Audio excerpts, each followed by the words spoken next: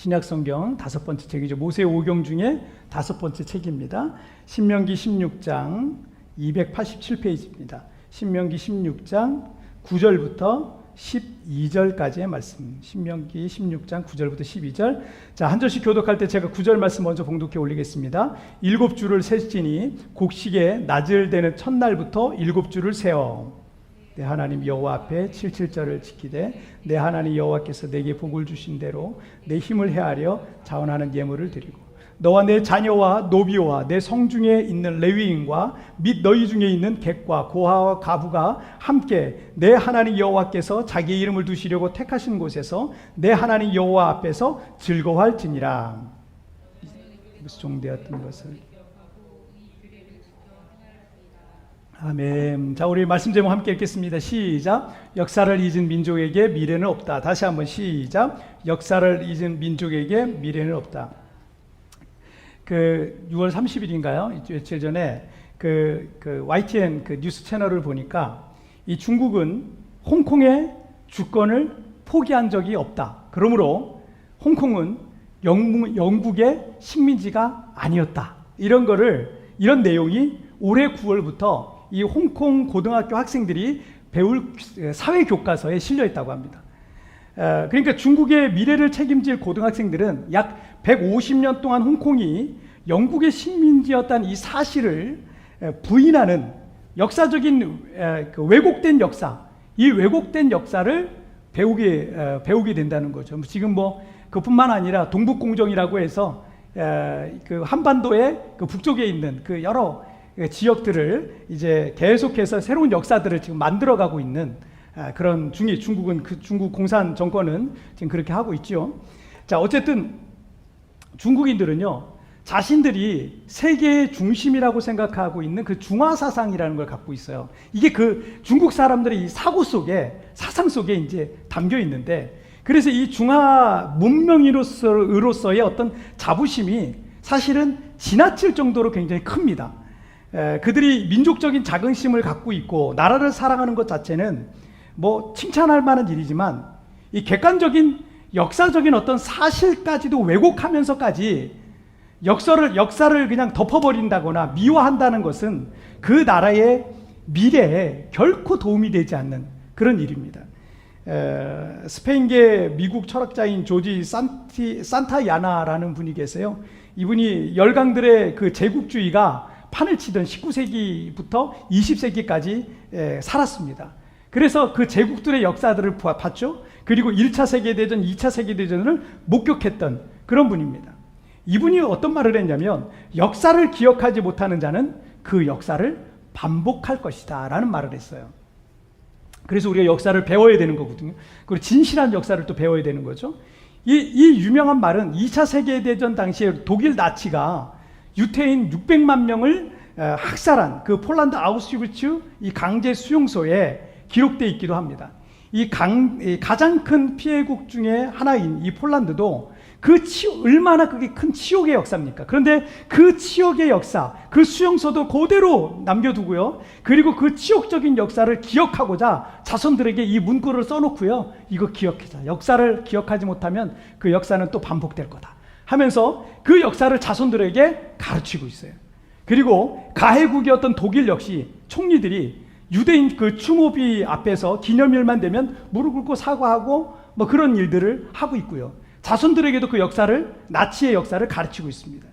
자, 2차 세계대전 종전 70주년 기념식에서 독일의 이 앙겔라 메르켈 총리가 이런 얘기를 했어요. 우리는 희생자들을 위해서, 또한 우리 자신을 위해서, 그리고 미래 세대를 위해서 이 사실을 기억할 것입니다. 이렇게 얘기를 했어요. 역사를 지나치게 미워하거나 수치스러운 역사라고 해서 그걸 덮어버리거나, 혹은 우리나라의 그 소녀상 이런 것들도 그것도 이게 수치스러운 거잖아요. 수치스럽지만 그것도 역시 우리가 봐야 되는 거예요. 우리 자손들이 다 알아야 되는 거죠. 어쨌든 이런 혹은 왜곡하는 거 그런 그 나라와 민족을 위해서요. 절대 유익하지 않아요. 역사는 있는 사실 그대로 우리가 배우고 우리가 자손들에게도 가르쳐야 됩니다. 자, 어쨌든 역사는 번영의 역사든 수치의 역사든 제대로 기억하고 자손들에게도 바르게 우리가 교육해야 됩니다. 왜냐하면 역사를 잊은 민족에게는요, 미래가 없기 때문에 그래요. 역사를 잊으면 안 돼요. 우리 대한민국도 이 동족 상잔의 비극인 6.25 한국전쟁, 이 동족끼리 총뿌리를 겨누고 싸운 게 이게 얼마나 수치스러운 일입니까? 얼마나 부끄러운 일이에요. 그런데 이 한국전쟁이든지 이 기념하잖아요. 기념하고. 그리고 일제 35년에 이 종결이었죠. 8.15 광복절. 광복절 할 때마다 우리가 일제 35년을 치하에 있었다라는 것을 기념하는 거예요. 그걸 기념하는 이유는 다시는 그런 비극의 역사를 반복하지 말자라는 국민적인 어떤 국민의 어떤 의지를 되새기기 위함인 거예요.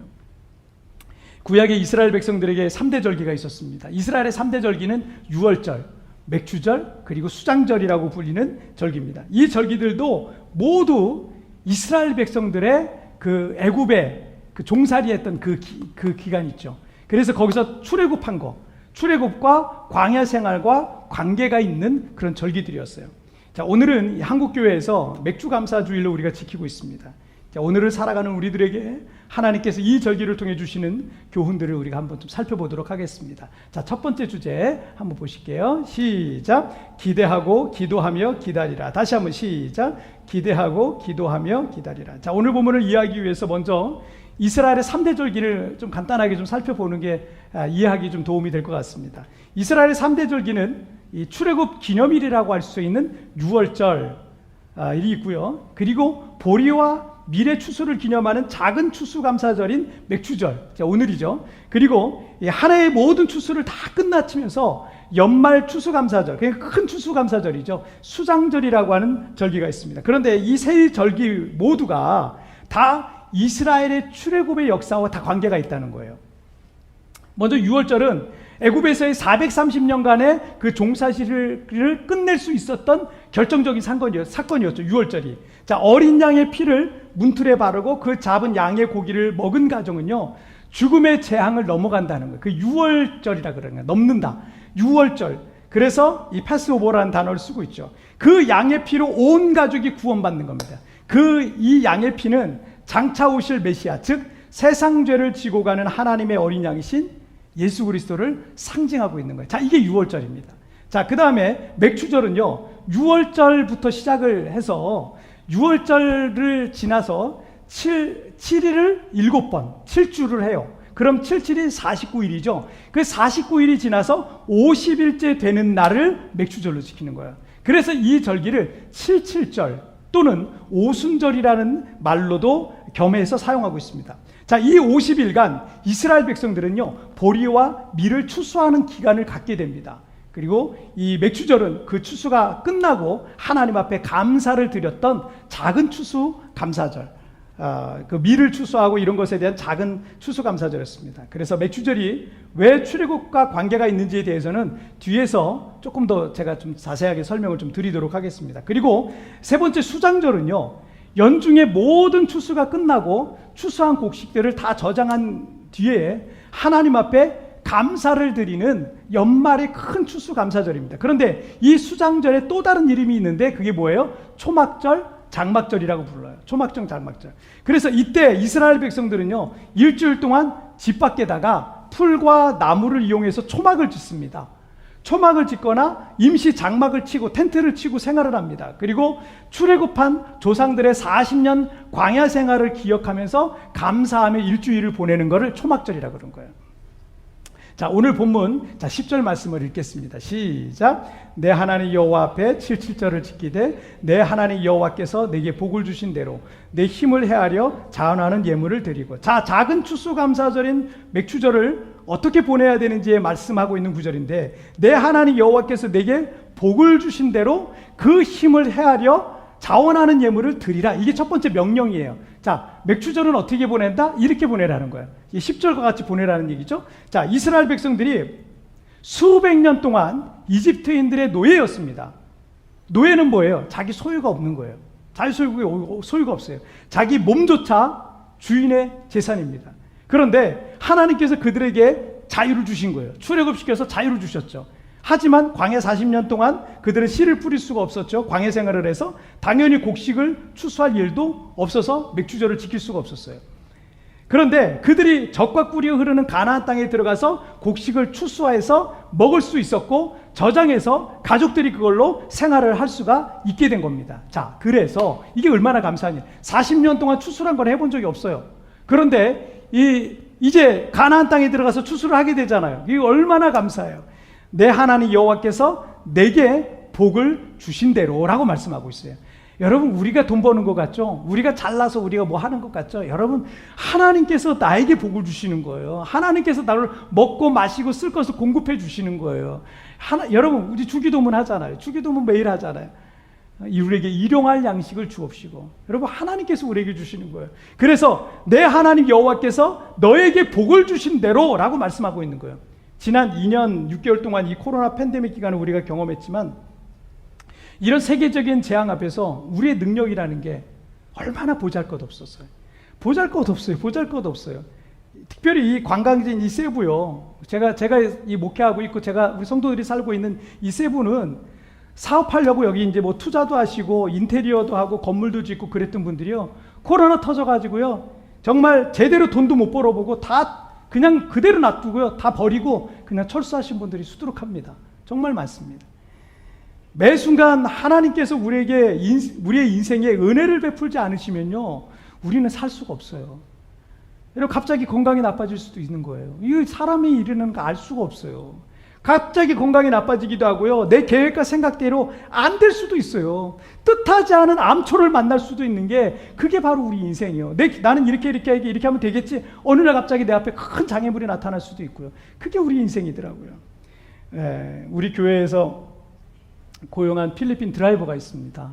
우리 차량 운행도 해주고 차량 관리도 해주고 그 외에 이 필리핀 관공서 일들, 이 필리핀이 이제 관공서 일이라는 게 굉장히 복잡하고 어려운 게 많아요. 그래서 관공서 문제라든지 행정적인 일들이라든지 또 재심부름도 하고요, 건물 유지 보수 뭐 이런 심지어 청소까지 저를 도와서 그런 일들을 이제 해주는데요.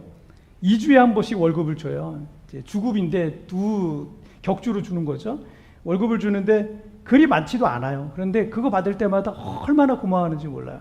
너무 고맙다는 인사를 하면서 저한테 고맙다고 얘기를 해요. 그 작은 월급을 갖고 이제 세 가족이 아들 하나 있어요. 세 가족이 생활을 하는데 그거 가지고 한 달을 생활하는 거예요. 뭐 제가 제 사비로 주는 것도 아니고 우리 교회에서 월급을 주는 건데 저한테 너무 고맙다고 얘기를 하니까 제가 가끔은 좀 민망할 때가 있어요. 여러분, 우리 직원한테 저는 어떤 사람이겠습니까? 저는 어떤 사람이겠어요? 그런데 우리가 하나님 앞에서요, 우리 필리핀 드라이버보다 못할 때가 있어요. 내가 잘나서 된 줄 알아요.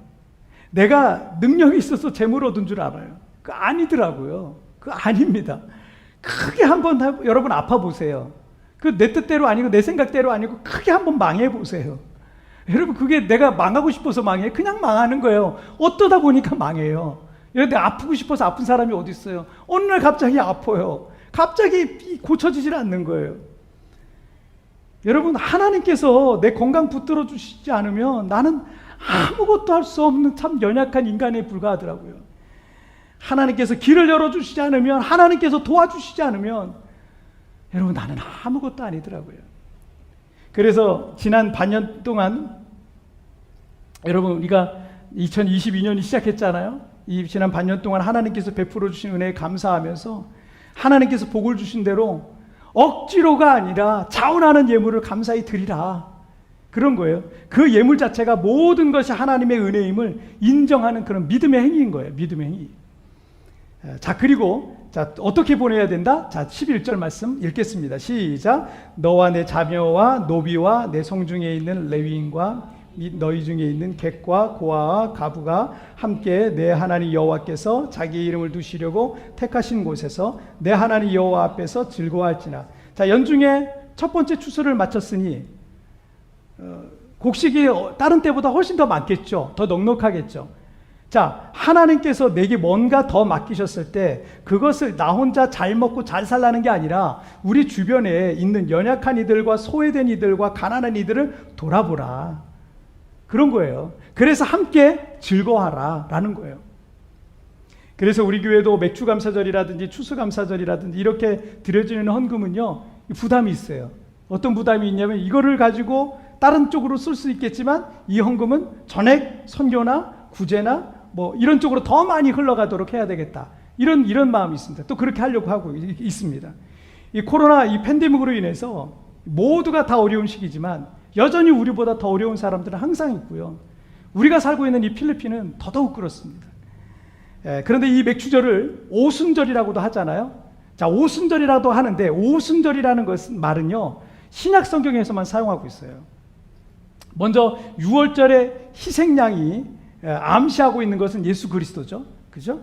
그 6월절에 예수님이 돌아가셨어요. 그리고 부활하셔서 40일간 제자들과 함께 계시다가 승천하셨습니다.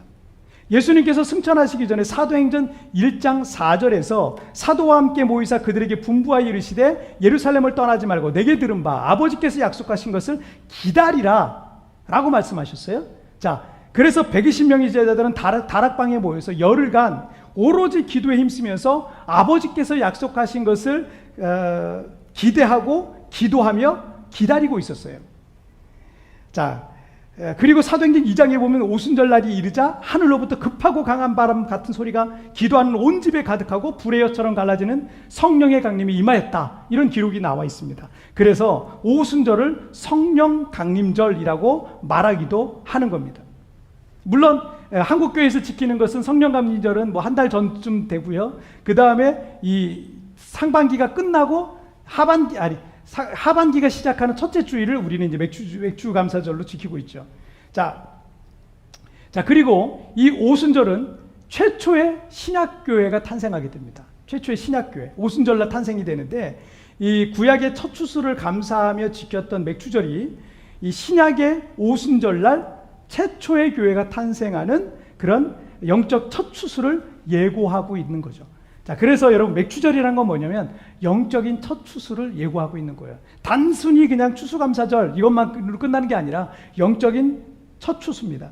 처음에 120명의 이 작은 무리가 모여서 작은 불덩어리가 되어서 예루살렘 여기저기 성령의 불을 붙이기 시작하더니 이게 3,000명, 4,000명 뭐 수많은 무리들이 예수님께 돌아오는 영적 대추수가 됐어요. 제가 새벽마다 늘 기도하고 있는 게 있어요. 하나님, 우리 교회 성도들이 작은 불덩어리가 되게 해달라고. 그래서 이 세부 지역에 우리 성도들이 가는 곳마다 그 불이 붙게 해달라고 제가 그거 기도하고 있어요. 우리 성도들이 가는 곳마다 부정적인 생각들이 가득해지고 우리 성도들이 가는 곳마다 막 싸우고 다툼이 일어나고 절망이 일어나고 낙심이 일어나고 이런 게 아니라 우리 성도들이 가는 곳마다 이런 성령의 불이 임하게 해달라고 제가 그거 기도하고 있어요. 그렇게 될 줄 믿습니다. 상반기를 마치면서 이 하반기를 시작하는 첫 주일에 우리가 맥주감사절을 지키고 있지만 여러분, 우리가 상반기에 여러분이 큰 소득이 없는 분들도 있을 겁니다. 아직 수입이 없는 분들도 있어요. 아무리 열심히 해도 눈에 보이는 어떤 변화가 없을 수도 있습니다. 그러나 여러분, 낙심할 필요가 없는 것은 여러분 이 작은 추수감사절로 시작해서 하반기 더 큰 추수의 은혜를 베풀 것을 여러분 믿으시길 바랍니다. 기대하고 기도하며 여러분 기다리십시오. 120 제자들이 오로지 마음을 같이 기도하면서 아버지께서 약속하신 것을 기대하고 기도하며 기다리다가 놀라운 성령 강림이 있었던 것을 여러분 기억하시길 바랍니다. 자, 우리 두 번째 주제 보실게요. 함께 읽겠습니다. 시작. 하나님의 은혜를 잊지 말라. 다시 한번 시작. 역사를 잊은 민족에게 미래가 없듯 하나님의 은혜를 잊은 사람들에게는요, 하나님의 능력과 역사가 중단되기 시작해요. 맥주절을 통해서 하나님께서 이스라엘 백성들에게 오늘을 사는 우리들이 하나님의 은혜를 잊지 말라라고 이 맥주절을 통해서 말씀하고 있는 거죠. 12절 말씀을 한번 보실까요? 함께 읽겠습니다. 시작. 너는 애굽에서 종되었던 것을 기억하고 이 규례를 지켜 행할지니라. 자, 맥주절을 지켜라 라고 말씀하면서 이 마지막 구절을 너는 애굽에서 종되었던 것을 기억하라 라고 말씀하고요. 그러니까 맥주절을 지킬 때마다 떠올려야 되는 게 있어요. 떠올려야 되는 게 그 중에 하나가 뭐예요? 이스라엘이 원래 애굽에서 노예로 수백 년간 종되었다라는 것을 떠올려야 하는 거예요. 자유가 없었고요, 자기 소유가 없었고요, 물질뿐만 아니라 자기 생명까지도 이집트 주인들의 손에 달려 있었어요. 만약 이집트 주인이 내 딸을 데려가겠다 그러면 뺏기는 거예요. 내 딸을 뭐 첩으로 삼겠다 그래 뺏기는 거예요. 주인이 내 딸이나 아들을 성폭행해도 저항할 수가 없었어요. 불가능한 문제였어요. 주인 마음대로 내 모든 것을 다 빼앗아갈 수도 있었습니다. 인격적인 무슨 대우를 전혀 받지 못했고요. 요즘 말하는 인권이라는 거, 종들에게는 그 인권이라는 것 자체가 없었습니다. 주인이 죽이고 싶으면 죽일 수도 있는 그 시대였습니다. 그런데 하나님께서 이스라엘을 출애굽시켜서 그 이스라엘 백성들에게 자유를 주신 거예요. 뿐만 아니라 농사지을 땅도 주시고요. 거주할 집도 주셨습니다. 그리고 그 땅에 농사를 지어서 첫 열매를 거두어서 맥주절을 지키니, 여러분 이게 얼마나 감사한 일입니까? 얼마나 감사한 일이에요. 이 은혜를 잊지 않는 사람의 특징이 있어요. 여러분, 은혜를 잊지 않는 사람의 특징 두 가지인데, 하나는요, 하나님을 사랑하고 이웃을 사랑한다는 거예요. 하나님을 잘 섬기고 이웃을 잘 섬기는 거. 그래서 여러분, 하나님의 은혜를 잊지 않는 사람은요, 저절로 하나님을 잘 섬겨요. 하나님을 더 사랑해요. 하나님께 더 충성합니다. 그리고 또 한 가지 뭐예요? 이웃을 사랑해요. 이웃을 잘 섬겨요. 이게 하나님의 은혜를 잊지 않는 사람의 특징입니다. 자, 그래서 여러분 10절에서는 뭐를 말씀해서 맥주에서 하나님을 잘 섬겨라. 물질을 가져와 잘 섬겨라. 이걸 말씀한 거고요. 11절에서는 뭐예요? 이웃을 잘 섬겨라. 이거예요. 그래서 왜냐하면 하나님의 은혜를 잊지 않는 사람들에게 특징입니다. 왜 그렇죠? 은혜를 잊지 않는다는 게 뭐예요? 모든 것을 하나님께서 주셨다는 것을 믿기 때문에 그래요. 모든 것을, 내 생명까지도 하나님이 주셨다는 걸 믿으니까 하나님 잘 섬길 수밖에 없죠. 그리고 그게 내 거예요? 하나님 거잖아요. 그러니까 어떻게 해요? 이웃을 잘 섬길 수밖에 없는 거예요. 10절에서 맥주절에 자원하는 예물을 드리라 하셨는데, 이것이 하나님을 사랑하는 한 증거이겠고요. 왜냐하면 이 사람은요, 사랑하면 지갑이 열리게 돼 있잖아요. 뭔가 아까워하면요, 참으로 사랑하는 것이 아닐 수도 있어요. 물질적인 헌신뿐이겠습니까? 주님을 위해서 자신의 시간과 재능과 삶을 드리는 것도 주님을 사랑하는 거예요. 주님을 섬기는 거예요. 11절에서 맥주절에 어려운 이웃들과 소외된 이웃들과 함께 기뻐하고 즐거워하는 내용이 나오죠. 이집트의 종이었던 자에게 자유뿐만 아니라 땅과 집도 주시고 모든 쓸 것도 주신 하나님, 그 하나님께 이게 얼마나 감사한 일입니까? 이걸 맥주절에 기억하라는 얘기죠. 내게 있는 모든 것이 다 주님의 은혜의 산물 아닙니까? 이 주님의 은혜를 아는 사람은 이웃을 향해서도 너그러운 마음을 갖게 된다는 거예요. 하나님이 나에게 거저 주신 거잖아요. 이웃에게도 너그러운 마음을 베푸는 마음을 갖게 되는 거죠. 그리고 여러분 신명기 8장 17절 말씀 함께 읽겠습니다. 시작. 그러나 내가 마음에 이르기를 내 능력과 내 손의 힘으로 내가 이 재물을 얻었다 말할 것이라. 사람이 얼마나 간사한지.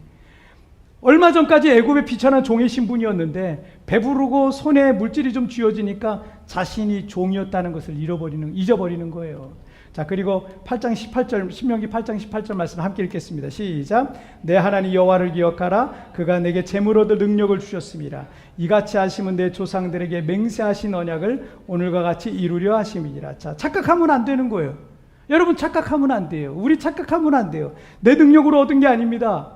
하나님께서 내게 재물 얻을 능력을 주셨다는 거예요. 하나님으로부터 모든 복이 흘러온 겁니다. 하나님의 은혜입니다. 여러분, 그 은혜 잊지 마세요. 절대 잊지 마세요. 제가 목사로 이렇게 생활을 하는데, 그러니까 목사님들 간증을 들어보면 그런 간증이 많아요. 목사님들은 한두 번 다 죽었다 살아나시더라고요. 내 생명도 내게 아니구나. 이거 경험케 하시는 것 같아요. 그 목사님도 한번 다 물질적으로 다 어려움을 겪게 만드시더라고요. 아, 물질도 내가 능력이 있어서 갖고 있는 게 아니구나. 그것도 하나님의 은혜구나. 여러분, 그거예요. 여러분, 모든 게 다 하나님의 은혜임을 여러분 잊지 마시길 바랍니다. 여러분, 신명기 8장 19절에 뭐라고 말씀하고 있냐면, 내가 만일 내 하나님 여호와를 잊어버리고 그리고 다른 신들을 따라 그들을 섬기며 그들에게 절하면 내가 너희에게 증거하노니 너희가 반드시 멸망할 것이라. 하나님의 은혜를 잊은 자에게 어떤 일이 벌어집니까? 하나님께서 그를 벌하신다는 거예요. 멸하신다는 거예요. 여러분, 우린 하나님의 은혜 없이는 살 수 없습니다. 주님의 그 은혜는요, 우리 코에 호흡과 같은 거예요. 저는 20대 중반부터 전도사로 사역을 시작해서 한 30년간을 목회자로 살았습니다. 그런데 요즘 저 자신에 대해서 실망스러울 때가 많아요. 너는 예수 믿은 연수가 지금 얼마나 되는데, 너 그 오랜 세월 동안 목회자로 살았는데 아직도 그것밖에 안 되냐? 너 그것밖에 안 돼. 이런 생각이 들 때마다 저는 저 개인이 좀 낙심이 되더라고요. 나는 왜 이것밖에 안 될까라는 생각이 들 때. 그런데 제가 최근에 읽은 J.D. 그리어라는 분의 기도 먼저, Just Ask라는 책을 읽었는데 그 책에 제가 답을 좀 얻었어요. 그 책에 보니까 18세기 노예 무역상이었다가 회심해서 목사가 되신, 그리고 그 어메이징 그레이스, 여러분 나 같은 죄인 살리신 그 찬양 있죠? 이걸 작곡한 그 존 뉴턴에 관한 이야기가 그 책에 실려 있더라고요. 존 뉴턴이 60년 동안 내적 그 약함에서 구해달라는 기도를 해왔다는 거예요.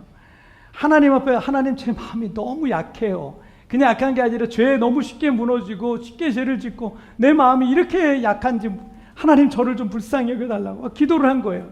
하지만 80세가 넘어서도 여전히 그의 내면에는 악이 존재했어요. 그는 왜 하나님께서 오랫동안 자신의 기도를 응답해 주시지 않는지, 시험에서 해방되게 해달라는 기도는 분명 하나님의 뜻일 텐데 왜 들어주시지 않는지 하나님을 도저히 이해할 수가 없었어요. 그런 고뇌의 시간을 갖던 인생의 황혼기의 어느 날 존 뉴턴은 이 해결되지 않는 내적 약함의 문제 때문에 자신이 날마다 하나님의 은혜를 얼마나 절실하게 필요로 하는 존재인지를 깊이 깨닫게 됩니다. 나는 하나님의 은혜 없이는 살 수 없는 존재구나. 그래서 하나님이 그 기도를 응답하시지 않은 거구나. 나는 하나님의 은혜로만 살아야 되는 거. 하나님의 은혜를 늘 갈망하면서 늘 하나님의 은혜를 바라면서 그렇게 살아야 되는구나.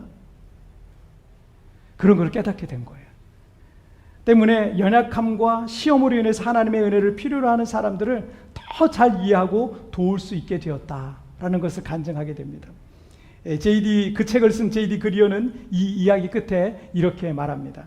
이 생에서 성숙의 가장 중요한 증거는 은혜의 필요성을 더 이상 느끼지 않을 수준에 이르는 것이 아니다. 자신이 얼마나 철저히 은혜에 의존하는지 점점 깊이 인식하는 것이다. 이것이야말로 진짜 영적인 성숙이다 라는 거죠. 내가 정말 은혜를 간구하고 은혜를 구하고 그렇게 하나님 앞에 절실하게 나가는 것, 그게 바로 영적으로 더 성숙한 모습이다라는 거예요. 여러분, 내 힘으로 안 되는 게 있습니까? 자주 넘어지십니까? 자주 실패하며 시험에 빠지기도 합니까? 믿음이 늘 상승하는 게 아니라, 성장하는 게 아니라 때로는 작은 시험 안에 못 놓고 바닥을 치기도 하고 막 비틀비틀하면서 믿음이 형편없이 헤매는 것 같습니까? 제가 여러분에게 좋은 소식 하나 전해드릴게요. 여러분은 하나님의 은혜가 없이는 도저히 살 수 없는 그분의 자녀들이라는 증거예요. 그게 바로 우리는 하나님의 은혜로 우리의 생명이 연결되어 있습니다. 그 은혜가 공급될 때 비로소 우리는 제대로 숨쉬며 살 수 있는 거예요. 철저히 그 은혜에 의존하십시오. 점점 더 깊이 그 은혜를 구하고 찾으십시오. 그리고 그 은혜를 결코 잊지 마십시오. 역사를 잊은 민족에게 미래가 없는 것처럼 하나님께서 우리의 인생사에 흘려보내신 그 은혜를 잊으면 하나님의 능력과 은혜를 우리가 더 이상 경험할 수가 없어요. 그러나 지금 목마름으로 하나님 앞에 그렇게 나아갈 때 여러분의 삶 속에 하나님의 은혜는 강처럼 흐르게 될 줄 믿습니다. 자, 오늘 말씀 정리해 볼게요. 함께 읽겠습니다. 시작. 기대하고 기도하며 기다리라. 하나님의 은혜를 잊지 말라. 우리 주님께서 여러분 기대하고 기도하며 기다리라 하셨어요.